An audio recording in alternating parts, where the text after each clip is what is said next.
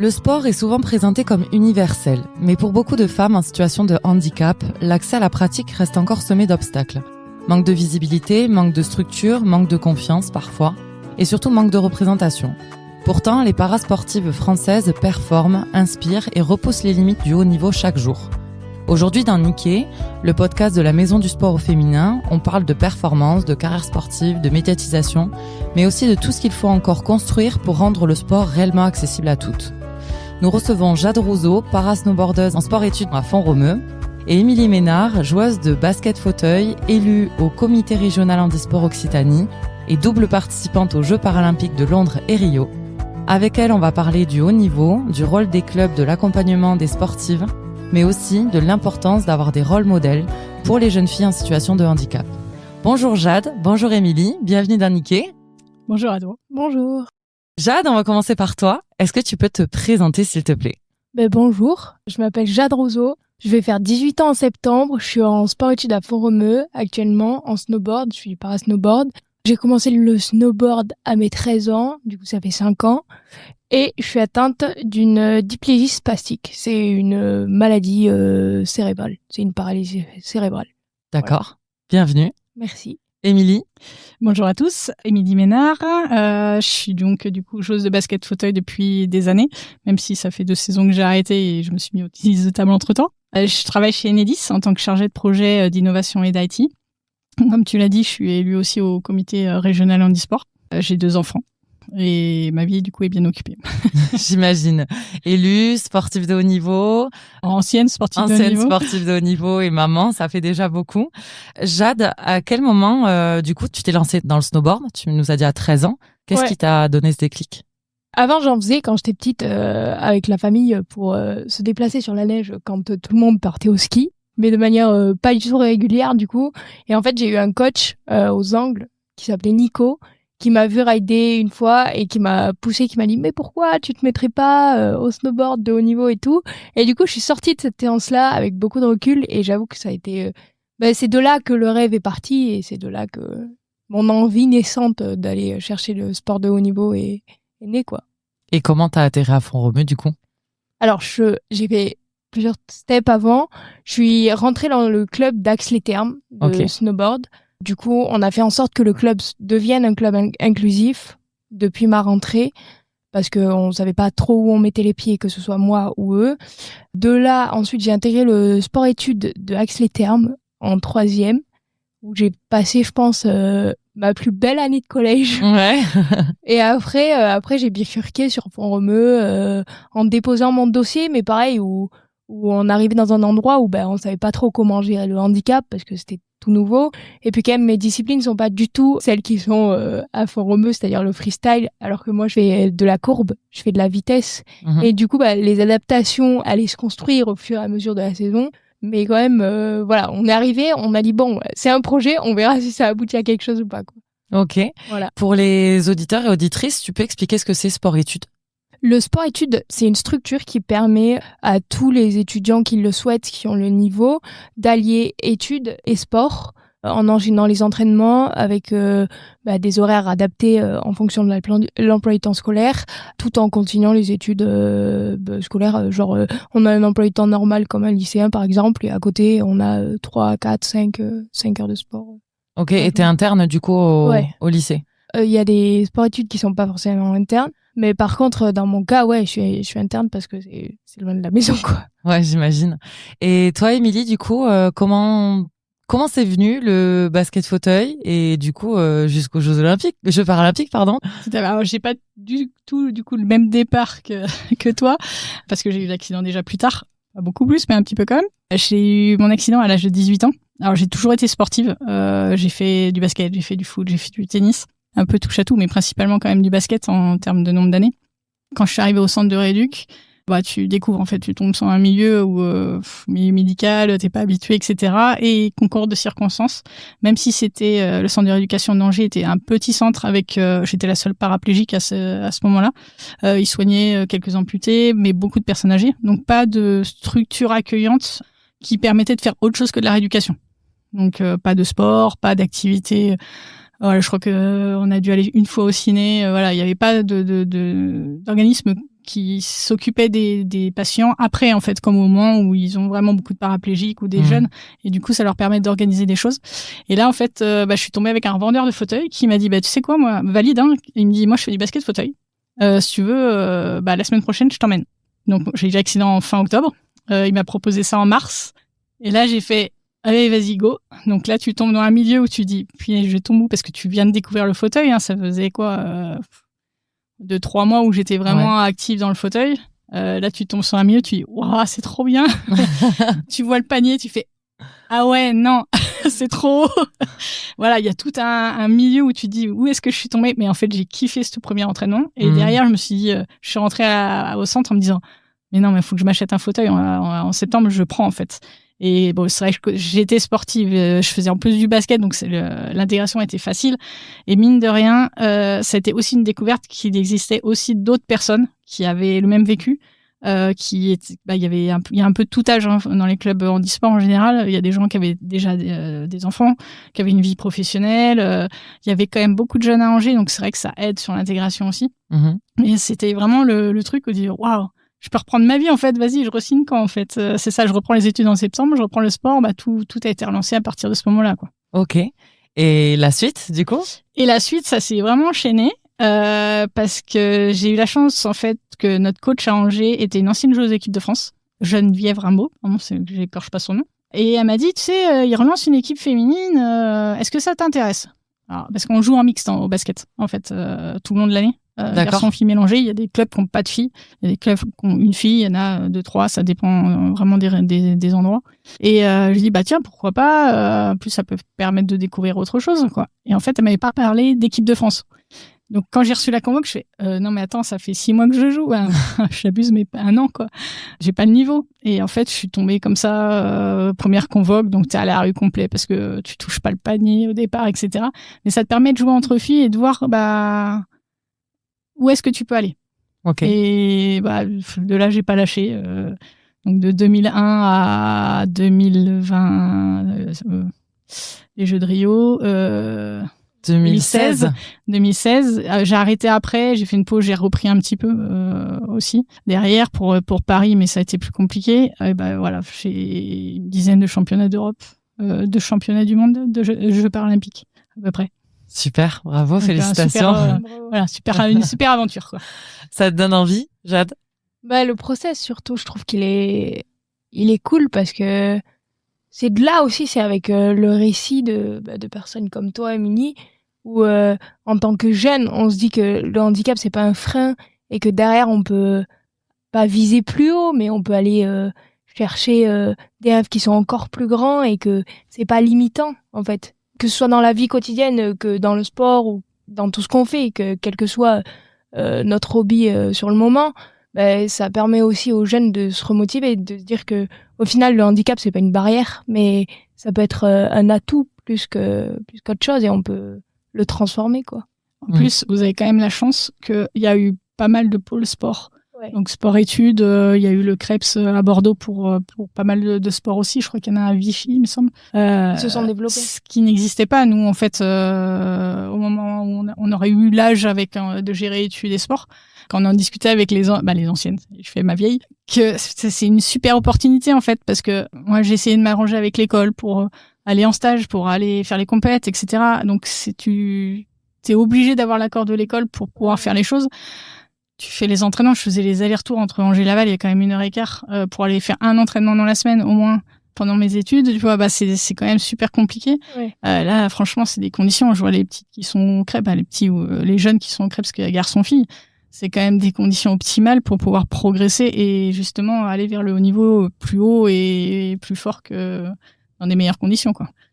Et est-ce que c'est le rôle du coup du comité handisport d'encourager les écoles, les structures à adapter par exemple les emplois du temps pour les jeunes filles comme ça Alors, pas directement sur le comité. Après, le comité, il va organiser certains événements. Il va faciliter en fait l'accès à la pratique. Surtout, il y a tout ce qui est communication, principalement. Après, c'est plutôt à la fédération en fait, je pense, qui organise chaque pôle. Et alors sport-études, je sais pas par qui c'est organisé. Je pense plutôt l'éducation nationale avec l'entente fédération, je pense. Je pense c'est plus ça. Mais sur le CREPS à Bordeaux, c'est typiquement une activité fédérale. parce que du coup, il y a quand même un process de recrutement aussi derrière, et etc. Ils font, comment ça s'appelle, la relève, les événements, la relève, pour aller chercher aussi des acteurs pour pouvoir faire du haut niveau derrière. Le comité, je pense qu'ils sont un peu en amont aussi, même s'ils accompagnent les sportifs de haut niveau de la région, d'aller essayer de faciliter l'accès au plus grand nombre. Donc, que ça soit en compète, en loisir, on va dire quelqu'un qui veut de temps en temps en faire, etc. Il y a le sport nature qui commence aussi à être développé, des choses comme ça. Donc, en fait, c'est ratissé au plus large sur le territoire. Surtout. Ok. Donc, le comité aujourd'hui, de quelle manière il encourage et il accompagne les sportives ? Les sportifs de haut niveau, que ce soit garçon ou fille, c'est un accompagnement sur des aides financières, des mises en contact aussi, des fois sur un club, sur une structure qui peut aider à l'instant T sur, je sais pas, je veux me perfectionner dans ça, est-ce que via le réseau, c'est vrai que le handisport est un petit milieu, donc on réseaute très vite, et c'est aussi eux qui ont un peu un lien avec le monde valide, qui peut permettre de faire des passerelles aussi, parce qu'ils ont aussi l'habitude de travailler avec les autres fédérations. Donc, je pense que c'est quand même facilitant. Après, là, on bosse en ce moment avec le comité pour faire plutôt un état des lieux de la pratique féminine sur l'Occitanie. C'est-à-dire qu'il y a des filles qui ont arrêté, donc on le voit en termes de licence, et on aimerait savoir pourquoi. Est-ce que c'est des filles qui ont complètement arrêté le sport, ou alors qui ont trouvé une autre pratique et qu'on peut pas les cibler? Personnellement, j'ai arrêté, j'ai plus de licence pratique basket. Par contre, j'ai une licence au tennis de table qui n'est pas dans le listing handisport, puisque je suis licenciée au tennis de table. D'accord. Donc voilà, il y a des cas comme ça, des licences qui ont basculé, et il y a des filles qui ont arrêté, et tu verras peut-être en vieillissant, mais on a les mêmes problèmes qu'en valide avec la pratique féminine, où quand on est maman, on a plutôt tendance à arrêter. Même avant, quand on prend un travail, on a tendance à arrêter la pratique parce qu'on est plus vers la carrière professionnelle. Et je pense qu'on prend moins de temps aussi que les hommes peut-être pour pratiquer. Il y a plein de choses en fait. Il y a le regard de soi, il y a c'est vraiment les mêmes problèmes, amplifiés par le fait qu'on ait un handicap et que on a peut-être du mal je sais pas comment tu le ressens parce que du coup tu as intégré un club valide. Ouais. C'est des fois dur d'arriver avec ton petit bâton en disant voilà, j'ai un handicap, je veux faire du sport, mais du coup ça vous met un peu en contrainte.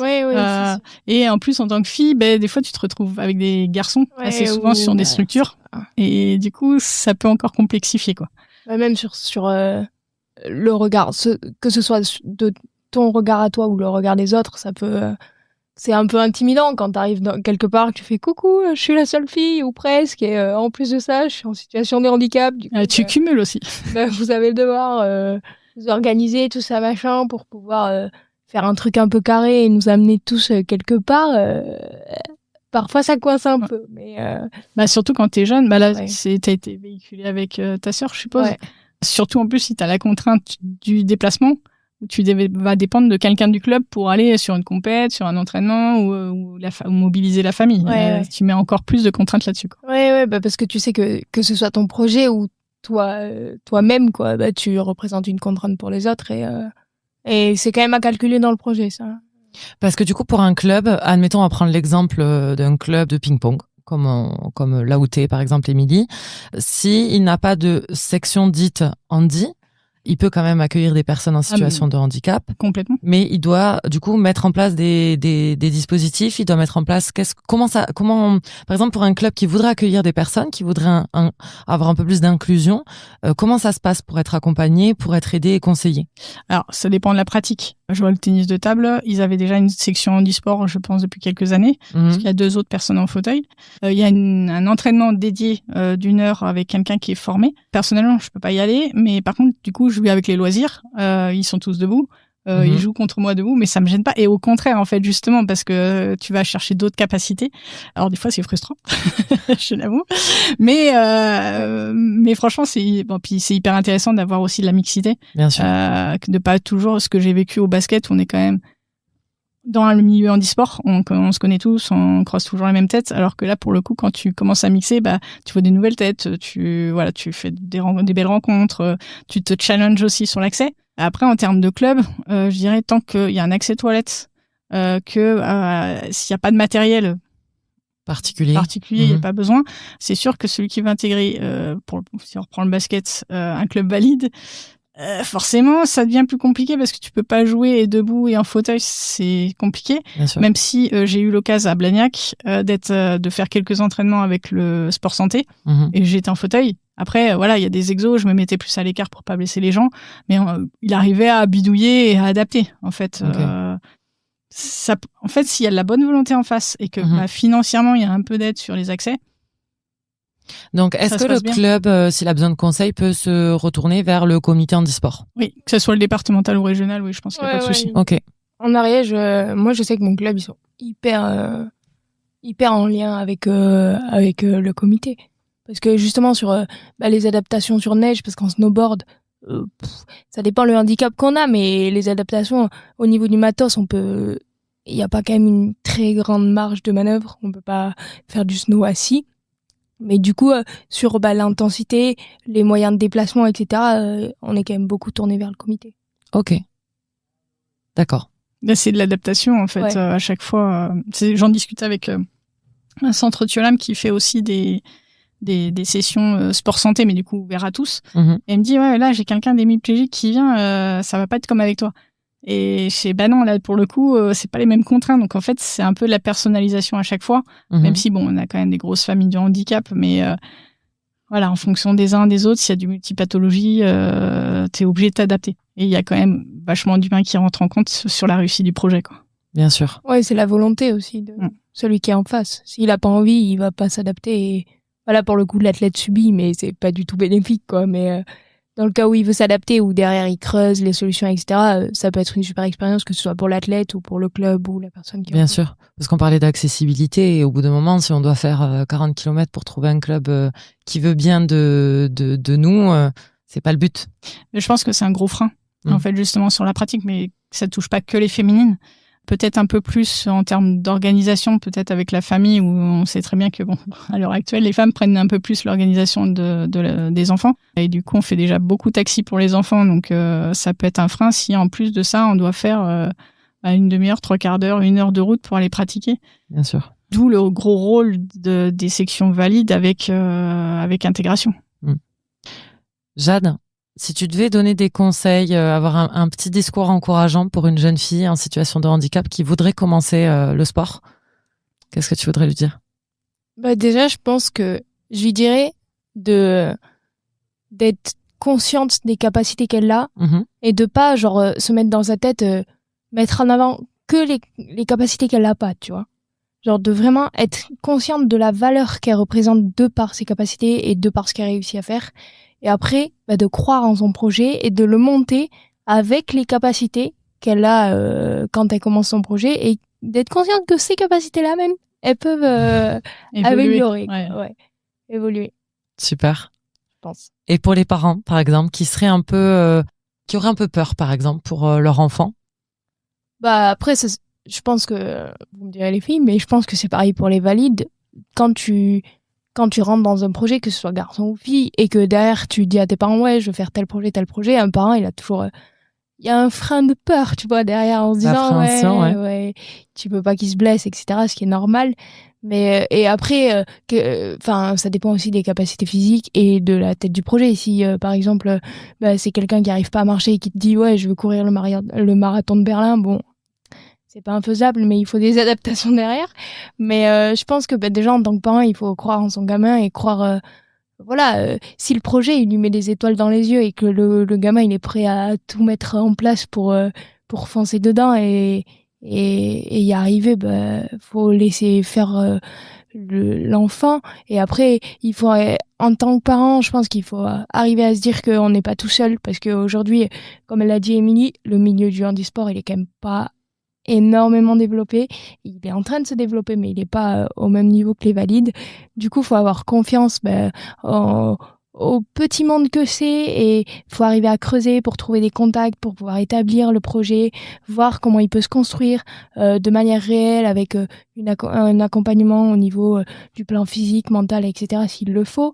Mais il faut avoir confiance en l'enfant et s'investir derrière aussi en tant que parent pour essayer de l'accompagner au mieux et pas le laisser tout seul déjà dans son projet, et aussi qu'il se démente pas, parce que néanmoins, quand tu te construis dans un projet du handisport, tu me diras ce que t'en penses, Émilie, pareil, mais tu sais que tes capacités physiques et ton handicap, bah derrière, tu lui donnes une autre image que si tu faisais rien, parce que derrière, tu le mets en valeur un peu. Et bah, du coup, tu es obligé de passer au-dessus de certaines barrières que parfois on peut se mettre quand on est enfant, tu vois, en mode... moi, je sais, quand j'étais enfant, j'étais pas fan de ma marche, etc. C'est toujours le cas aujourd'hui, mais je sais que ma marche, elle me permet de me déplacer, je te dis une bêtise, mais de porter ma planche d'une piste à l'autre, s'il le faut, etc. Et du coup, bah, j'ai changé mon regard là-dessus, et je pense que quand t'es parent et que t'as un enfant en situation de handicap, faut avoir ce recul-là aussi. Même si c'est compliqué au début, je pense, mais voilà. Et c'est quoi ton projet, toi, Jade, du coup? À long terme, je pense que déjà, si je peux mettre des sourires sur les visages des enfants, ça peut être cool. Si je peux leur montrer que ce soit le handicap ou autre chose qui freine un projet, si on arrive à passer au-dessus ou à s'en servir pour voilà, aboutir à notre propre projet, ça peut être énorme. Et après, j'avoue que comme tous les sportifs, les jeux, ça me fait kiffer. Et je pense que on va essayer d'aller chercher les prochains, voir ceux d'après si c'est pas possible. Mais ouais, c'est le projet. On reviendra après sur les jeux. T'as dit quelque chose de très intéressant. Tu voudrais être un rôle modèle, c'est ça? Peut-être pas un rôle modèle, mais tu vois, ce que je disais au début du podcast, que genre quand t'écoutes des gens, quand tu vois des discours, quand t'es en face de quelqu'un qui te dit que bah voilà, ton projet il est pas déconnant et que les gens qui ont les mêmes capacités physiques, mentales, tout ce que tu veux, économiques, tout ce que tu veux, que toi, ont réussi à aboutir son projet, et ben quand tu es mise en face de ça, t'es obligé de te dire ouais vas-y, moi aussi je veux le faire. Et du coup, bah j'avoue que si je peux relayer ce discours-là et si je peux le mettre en avant, ça pourrait être énorme. Dans l'introduction, j'ai parlé de manque de visibilité, de manque de modèles féminins. C'est qui vous a inspiré, vous, dans le sport? Est-ce qu'il y a quelqu'un aujourd'hui ou à l'époque, Émilie, du coup, qui vous a inspiré dans le sport? Alors, c'est plein de rencontres. Je citerai pas forcément une personne en particulier, mais des rencontres. Notamment, il y a eu quand même la coach à Angers qui m'a...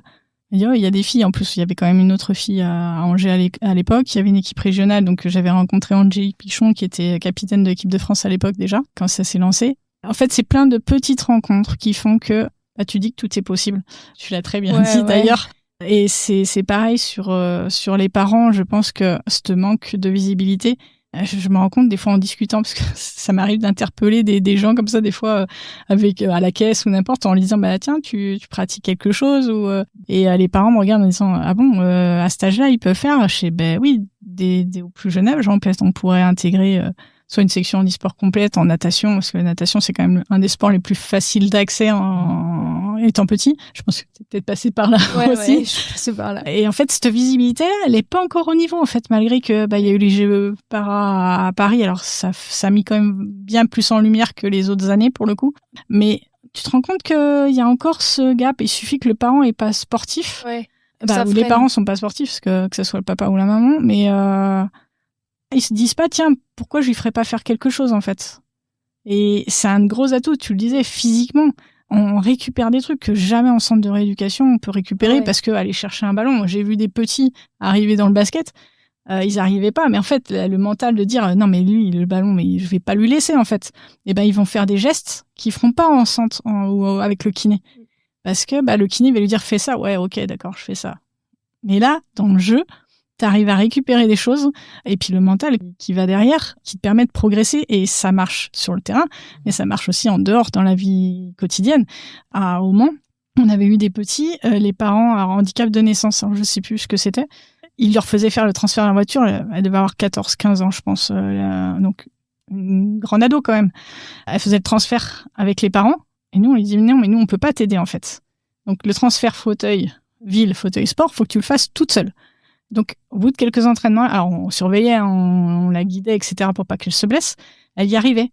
Et un soir, elle était super contente parce qu'elle avait réussi à faire dans les deux sens. Et quand la maman est arrivée, la maman l'a aidé à faire le transfert dans la voiture. Et nous, on a attrapé la main en disant non, c'est juste plus possible en fait. Elle sait se débrouiller, il faut la laisser faire, il faut lui lâcher. Dans les parents, on voit de tout en fait, des parents un peu papa ou maman poule qui surprotègent, et des parents qui poussent en fait. Il y a vraiment, alors je pense que tes parents seraient plus à te pousser, je pense, vu le caractère que t'as. Mais du coup, il faut s'adapter. Et il faut surtout que ça soit une rencontre entre les parents et les structures.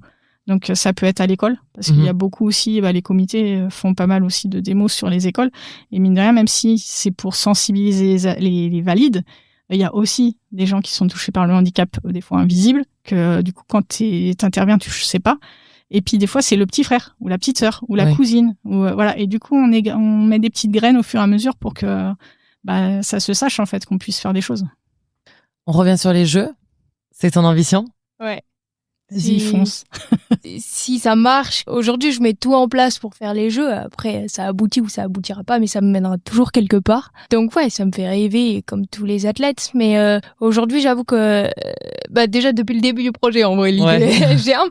Mais plus tu t'entraînes, plus tu te vois sur la neige et plus tu vois comment tu performes, quels sont les axes d'attaque qu'il faut que tu arrives à bosser et tout, et plus tu te dis que c'est pas si impossible que ça. Donc ouais, c'est les jeux. Et du coup, Émilie, ton expérience des jeux, t'en as fait 2. Ouais, tu vois, on en parle, et même en lisant, quand je lis le mot jeu, j'ai des frissons. C'est un truc de fou. On a eu Coldplay à Londres en clôture. Dès que j'entends Coldplay, mais c'est un truc. Mais même si t'écoutes pas, tu vois, t'es pas attentionné au truc, t'entends Coldplay, t'as les frissons parce que ça te rappelle tellement de souvenirs. Mais sincèrement, je te le souhaite de tout cœur. C'est hors du temps. Pourtant, j'ai fait plein de compètes autres, mais les jeux, ça a une autre valeur en fait. Tu fais partie d'un team France. Tu fais pas que porter le maillot France en fait. Dans les autres compètes, tu es que basket. Alors même si de temps en temps là sur les Europes, ils multiplient pas mal les sports, mais ça fait pas la même ambiance quand même. Les jeux, t'arrives avec une délégation France. Tu fais un tour de stade. Londres, je crois, je m'en souviens même pas, tellement j'étais satellisée avec les émotions. C'était un truc de fou. Rio, j'ai eu la chance que j'avais mes parents, mon conjoint et mon plus grand, parce que le Pichoun était vraiment bébé, qui était dans les tribunes. Et en fait, le porte-drapeau s'est mis à chanter la Marseillaise sur cette espèce de tunnel qui résonnait. J'ai des frissons. C'était juste un moment magique. Tu rentres dans le stade et tu dis, waouh, c'est un truc de fou. J'ai ma famille qui est là et je suis au Maracana, je suis tout en bas.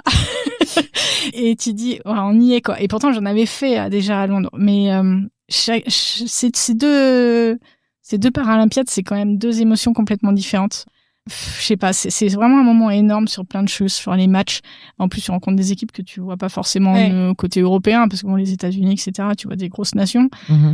C'est une autre ambiance, c'est une autre organisation sur parce que c'est bien plus structuré que des fois que les championnats d'Europe, sur les partenaires, alors surtout Rio un peu plus que Londres, parce que on avait quand même des médias, on avait des choses comme ça, ce qu'on n'avait pas. Là, je pense que pour Paris, ils en ont pris des interviews ou des trucs. Je pense qu'ils en ont eu un peu ce qu'il fallait, mais c'est un moment magique. Et je faisais du sport étant petite.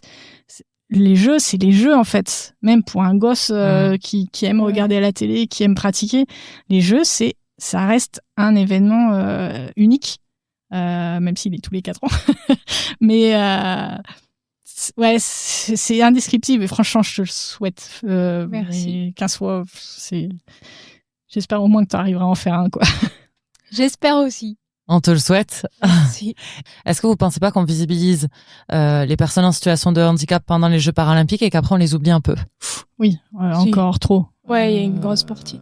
Là, je pense que ça a été une descente un peu aux enfers surtout Paris. Suite Paris. Après Paris, parce qu'ils sont tellement hauts niveau sponsor, aide, visibilité, etc. J'ai quelques connaissances qui ont perdu pas mal de sponsors derrière parce que Paris est fini. Ah bon, t'as besoin, tu continues toi. Je savais pas. Donc ça a été pas mal. En fait, c'est monté très fort, je pense, pour redescendre aussi fort, ce qui est super dommage. Après, ça dépend des disciplines. Il y a, je suis en train de chercher la petite à la boccia, Aurélie Aubert. Si j'avais parié sur un sport qui aurait eu du mal à avoir de la visibilité, de la compréhension du public, c'est bien clair. La boccia.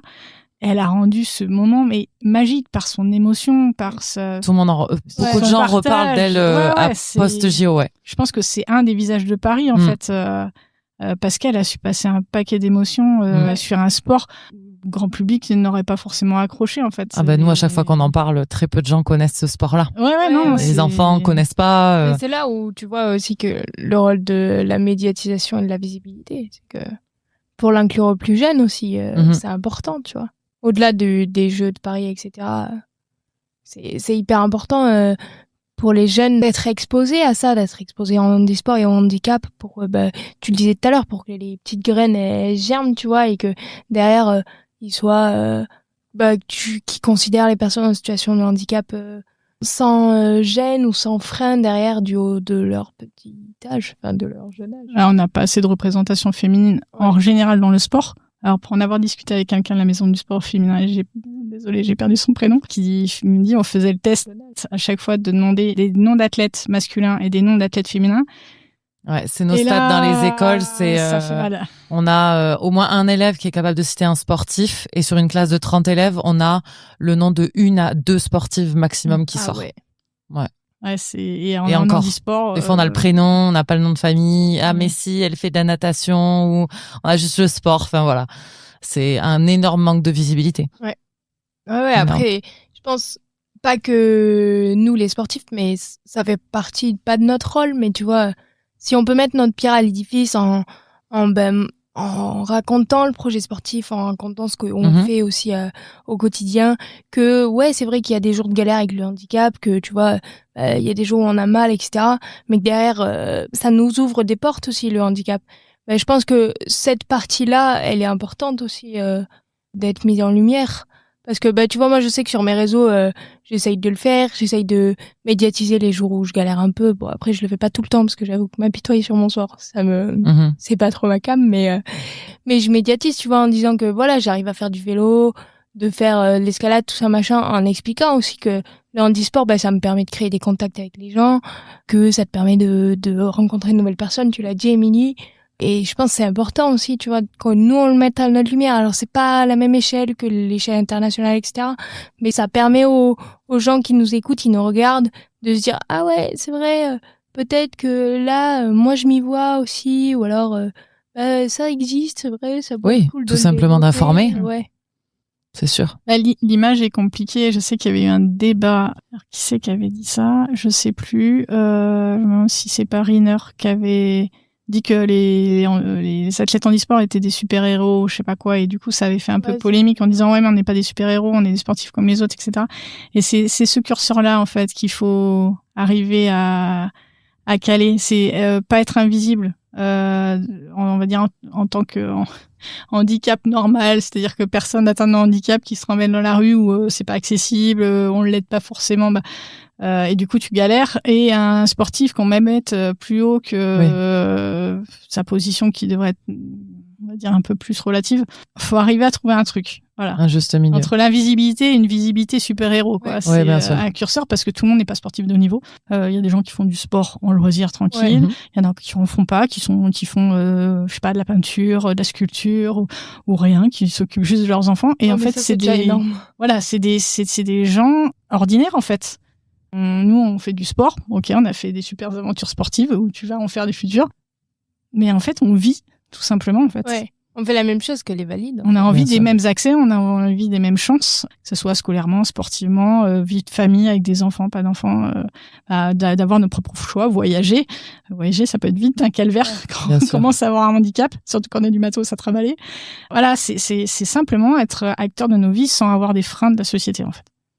Que ça soit, on va dire, matériel ou bienveillance mal placée ou des choses comme ça. Oui, surtout ça. Mais plus les gens seront informés, moins les gens auront de maladresse aussi. Oui, c'est peut-être. C'est ça. Mais parce qu'il y a une part de gêne aussi, tu vois, parfois dans les. Mais je sais pas. Alors, du coup, toi, tu es dans les handicaps visibles aussi, pour le coup. Là, il y a un débat en ce moment de partout en disant on oppose les handicaps visibles et invisibles. Je trouve ça complètement stupide. Alors, ok, les handicaps visibles, ils sont plus invisibles, ils sont plus vite jugés en disant, je sais pas, sur une place Andy, quelqu'un qui a une sclérose en plaques. Pourquoi elle s'est garée là? Mais c'est pas marqué sur son front. Mais dans chaque handicap visible, il y a aussi une partie invisible. Les malvoyants, par exemple, ils vont être plus fatigués, ils vont avoir des maux de tête en fonction de la visibilité. Les gens en fauteuil, il y a des problèmes d'escarre, il y a des problèmes de douleurs neurologiques, etc. C'est pas que l'accès fauteuil, en fait. Et tant que les gens arrêteront, on n'arrête pas de mettre de réduire à on est des fauteuils. Non, on n'est pas des fauteuils, en fait. On est il y a autre chose derrière. Et puis on met les gens dans des cases. C'est un truc de fou. On arrive pour être accepté, faut remplir un certain nombre de critères. Mais non, en fait, on a nos personnalités. J'ai l'habitude de dire il y a autant de pourcentage de cons dans le handisport que dans le sport valide. Et c'est ça en fait, il y a autant, je sais pas, du macho. Bien sûr. Bah, c'est les mêmes pourcentages en fait. Laisser les gens vivre comme ils l'entendent en fait, tout bêtement. On va conclure les filles. Votre meilleur souvenir dans le sport. Émilie a un peu plus de bouteilles, donc je pense qu'elle a plus de souvenirs. Vas-y, si tu veux. Moi, en vrai, j'en ai 2. Je t'écoute. Raconter les 2. Le premier, ça a été sur ma première course. C'était au Saisy, l'année dernière. Il y avait ma sœur, il y avait mon père et mes grands-parents. Et en fait, quand j'ai fini mon dernier run, mais quand je vous dis que j'étais sèche, j'étais vidée. Il y avait plus personne. Toute la force musculaire était partie. Et en fait, je suis sortie de ma compète et je me suis dit, waouh, attends, ça veut dire que là, énergiquement, je me suis pompée à mort et j'ai fini la course. Et juste ce sentiment de se dire que, bah voilà, on l'a fait malgré le handicap et malgré les douleurs, etc. C'est hyper kiffant, quoi. Et sur mes championnats de France, c'est pareil. L'année dernière, sur ma dernière étape, c'était en border cross.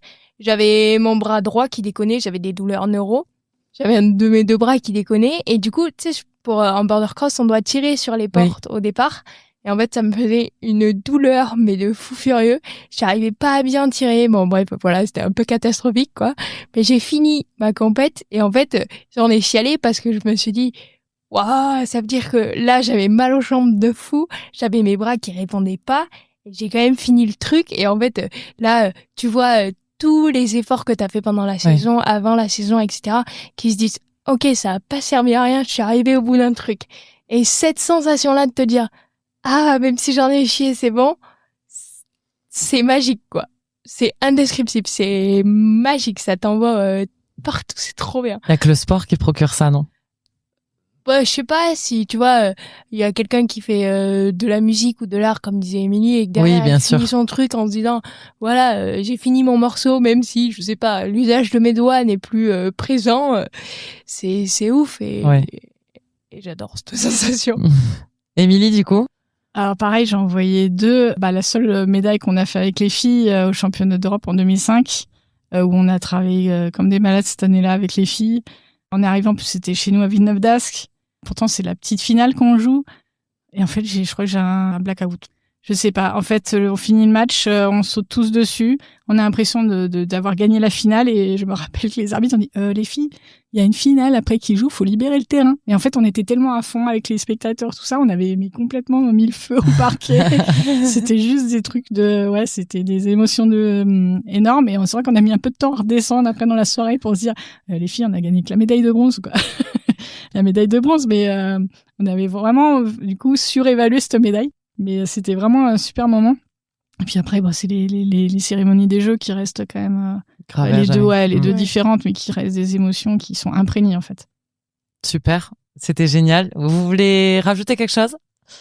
Moi, je souhaite bonne chance à Jade pour franchement son parcours. J'espère qu'elle ira au bout de son rêve et qu'elle en fera profiter toute sa famille, parce que je pense que dans ces cas-là, tu tires toute la famille. Les enfants, le petit moins parce qu'il l'a moins vécu, mais le grand a encore des souvenirs de Rio parce qu'il était là, qu'il a visité Rio, il a vu jouer, il a vu la cérémonie d'ouverture. Ça arrive qu'une fois aussi dans la vie, et du coup, c'est des souvenirs à partager aussi en famille. On te retrouve sur Instagram, c'est ça? Oui. Allez, on suivra ça de près. Dans cet épisode, on a parlé de handisport, mais on a surtout parlé d'accès, de visibilité et de possibilités. Parce qu'aucune jeune fille ne devrait jamais penser que le sport n'est pas fait pour elle. Merci beaucoup à Jade et Émilie pour leur regard, leur expérience et leur engagement. Votre parcours rappelle une chose essentielle, le talent n'a rien à voir avec le handicap, et que pour construire un sport vraiment inclusif, il faut des sportives visibles, des clubs ouverts et des adultes qui osent dire aux jeunes filles « Oui, toi aussi, tu peux ». Vous écoutez Niquée, le podcast de la Maison du Sport au féminin. Ici, on raconte celles qui prennent leur place dans le sport. À très vite.